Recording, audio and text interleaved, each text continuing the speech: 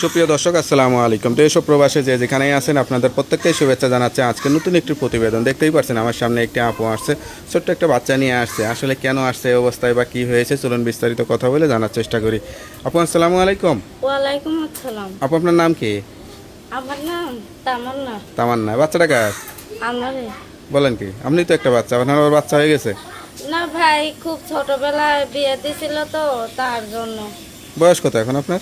আমার বয়স 19। স্বামী কি হয়েছে?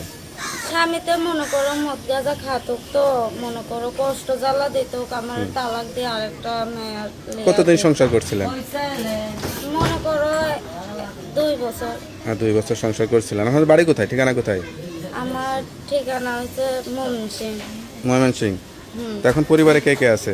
পরিবারে মনে করো আমার কেউ না, আমার ছোট বাচ্চাটাকে নিয়ে আমি থাকি। আচ্ছা আচ্ছা, মার সাথে থাকেন মা না আলাদা থাকেন? আলাদাই থাকে। জায়গা জমি টমি আছে, ঘর বাড়ি টাড়ি আছে?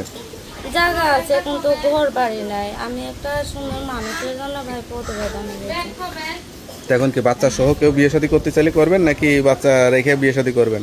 না ভাই, যে আমার দায়িত্ব নিতে পারবো, যে আমার বাচ্চার দায়িত্ব নিতে পারবো, আমি এরকম একটা মনে করো সেরকম একটা মানুষ দেখতেছি। যে বাচ্চারা যদি কেউ নিয়ে মানুষ করতে চাই দিবেন না?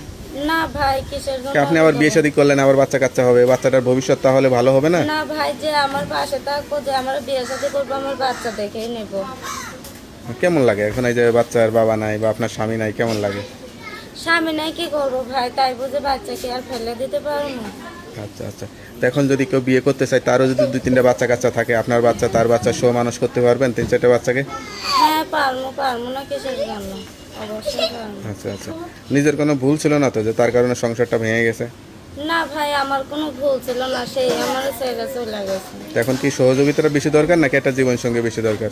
একটা জীবন সঙ্গী বেশি দরকার আমার। বেশি দরকার, তাই না? হ্যাঁ। আচ্ছা আচ্ছা। পরিবার থেকে এখন চেষ্টা করতেছে না বিয়ে শাদী দিয়ে, এখন নিজের চেষ্টা নিজেই করতেছেন? হ্যাঁ ভাই, নিজের চেষ্টা তো নিজেই করতেছে। আচ্ছা। তা আপনার কথা যদি সত্যি হয়, হয়তো অনেকে যোগাযোগ করবে, বিয়ে শাদী করতে চাইবে, নাম্বারটা তো দেওয়া যাবে? হ্যাঁ ভাই, নাম্বারটা আমি দিতেছি।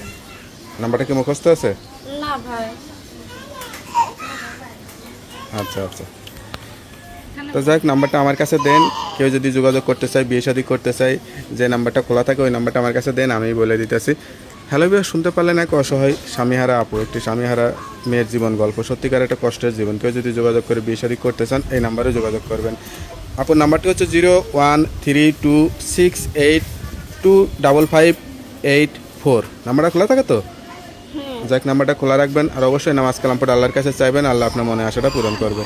আর কিছু বলতে চান?